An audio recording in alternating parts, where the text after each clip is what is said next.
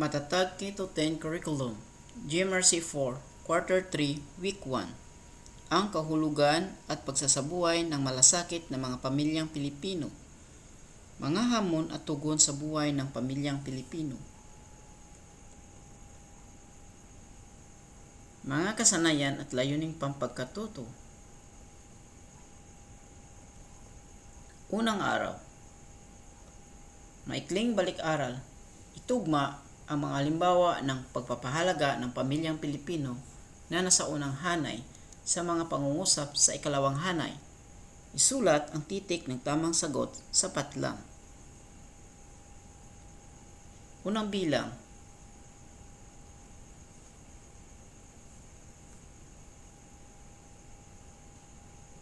Ikalawang bilang.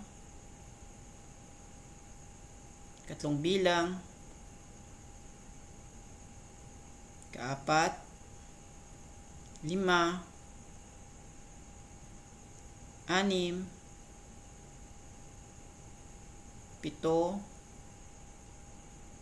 at 8.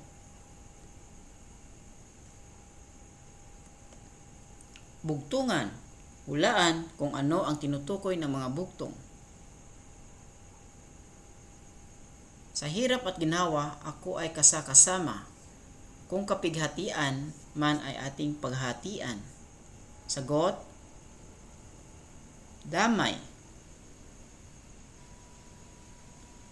Sa hirap at sakit, ako ay laging malapit. Sagot, malasakit. Bahay mo ay mabigat man, pero sa tulong ko, ito ay gagaan. Sagot, bayanihan. Paghawan ng bokabularyo sa nilalaman ng aralin. Tanong, ano-anong salita ang kasing kahulugan ng salitang tungkulin? Sagot, responsibilidad. Gampanin, gawain. Tanong, ano-anong mga salita ang kasalungat ng salitang malasakit? Mga sagot, pabaya, pagwawalang bahala, madamot. Ikalawang araw. Kaugnay na paksa isa, ang kahulugan at pagsasabuhay ng malasakit ng mga pamilyang Pilipino. Basahin ang pagproseso ng pag-unawa.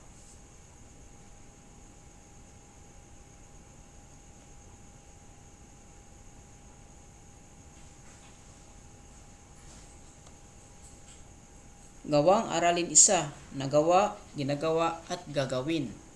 Panuto, lagyan ng check sa talaan ang mga bagay na nagawa mo, ginagawa mo at pwedeng gawin mo sa hinarap para makatulong at maiparating ang pagmamalasakit sa kapwa.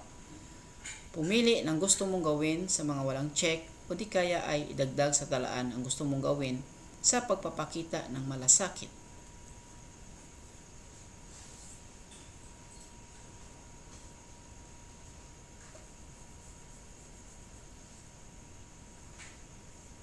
Ano pa ang ginagawa mong pagmamalasakit sa kasalukuyan na hindi nabanggit sa chart? Ano pa ang gusto mong gawin na magpapakita ng malasakit sa kapwa? Bakit mo ito napili? Paano ito nauugnay sa pagsasabuhay ng malasakit? Ikatlong araw. Kaugnay na paksa 2. Mga hamon at tugon sa buhay ng pamilyang Pilipino. Basahin ang mga tanong at sagutin.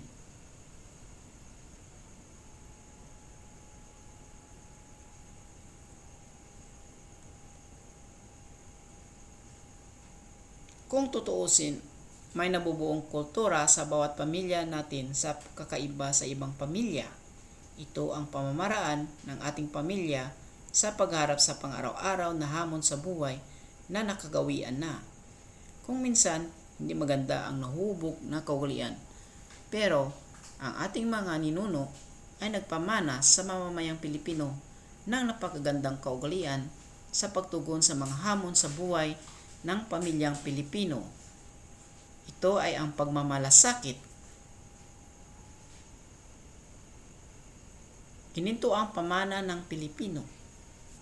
Ang kaugalian o kultura ay pangkalatang tugon o solusyon sa mga problemang kinakaharap na isang pamayanan.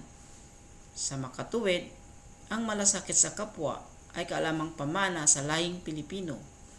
Siguro ay magkakamag-anak ang lahat ng miyembro ng pamayanan noon.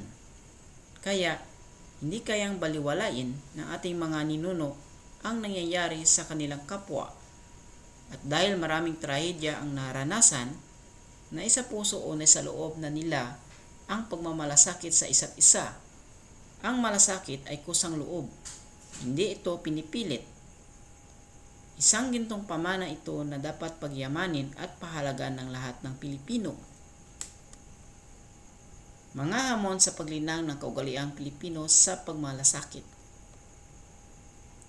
Una, pag-iba ng panahon. Kulang sa oras, kapaguran sa pagtulong at kakulangan sa pera at lakas para tumulong.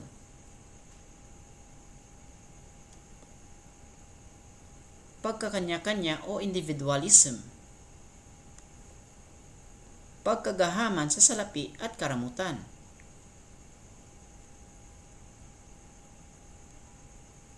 Sa gitna ng mga hamon ng panahon ngayon, higit sa kailangan, kinakailangan nating pagtingin ang malasakit sa kapwa.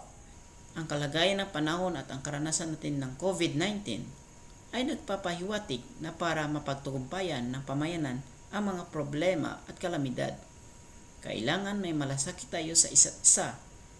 Ang malasakit sa kapwa ay nagtutulak sa bawat tao na isalang-alang ang kalagayan ng pangkalahatan.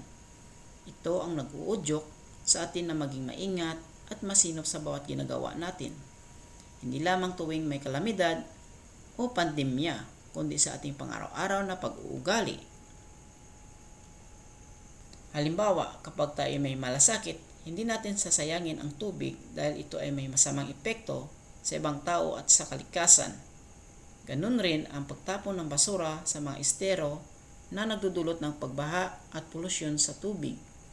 Dahil alam natin ang pandaraya ay may masamang dulot sa iba. Hindi natin ito gagawin. Sa makatuwid, kung may malasakit tayo sa isa't isa, titiyakin natin na ang ating mga ginagawa ay makakabuti sa karamihan. Ang paglilinang ng malasakit sa kapwa ay isang magandang tugon sa mga hamon sa buhay ng mga pamilyang Pilipino. Ito ay makapipigil ng maraming sanhi ng paghihirap at makakatulong sa pamayanan na mapagtagumpayan ang kahirapan at mga pagsubok. Napakalaki ang maitutulong nito sa pagunlad ng pamayanang Pilipino. Kung tutuusin, ang lahat ng tao ay magkakamag-anak, kaya dapat lamang na isabuhay natin sa araw-araw ang pagmamalasakit sa kapwa. Ang mga hamon sa pagmamalasakit na naitala natin ay matutugunan kung ang bawat isa ay may malasakit. Magiging matulungin, makaturungan, mapayapa at malinis at ligtas ang ating pamayanan. Kung ating pahahalagaan ang pagmamalasakit sa kapwa, paglalaanan natin ito ng panahon, lakas, pera at pansin. Pagtataya at pag-uugnay, gawang araling dalawa, hamon, tugon, tunguhin sa pagsasabuhay ng malasakit.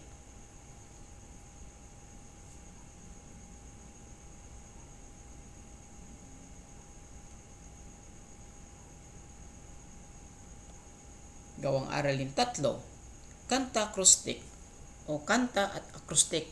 Ako ay Pilipino.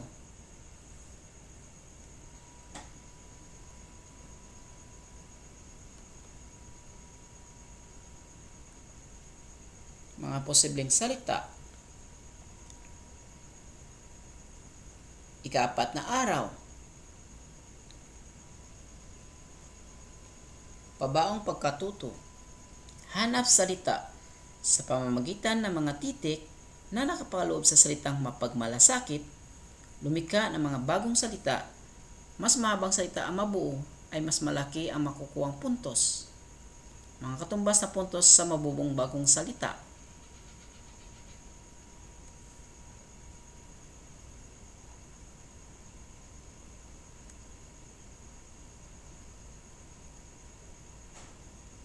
Pagninilay sa pagkatuto, pagmumuni-muni. Pumili ng 3 salita mula sa mga nabuong bagong salita sa pabaong pagkatuto at ibahagi kung ano ang iyong naaalala kapag ito ay binabanggit. Pagsusulit o ebalwasyon. Tukuyin kung ano ang kaugnayan ng sumusunod na salita sa araling pagtupad ng pamilya sa tungkulin sa kapwa. Pumili sa sumusunod na mga sagot. Kasing kahulugan ng malasakit, KHM. Kasalungat ang kahulugan sa malasakit, KKM. Hamon sa pagmamalasakit, HPM. At mga paraan ng pagmamalasakit, MPM. Unang bilang.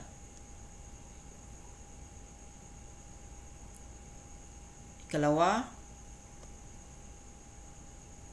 3, Kaapat,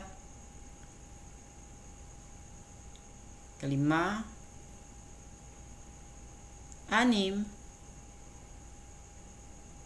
7, 8, 9,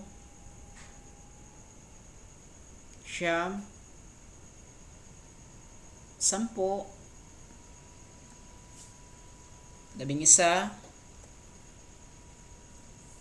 11, 12,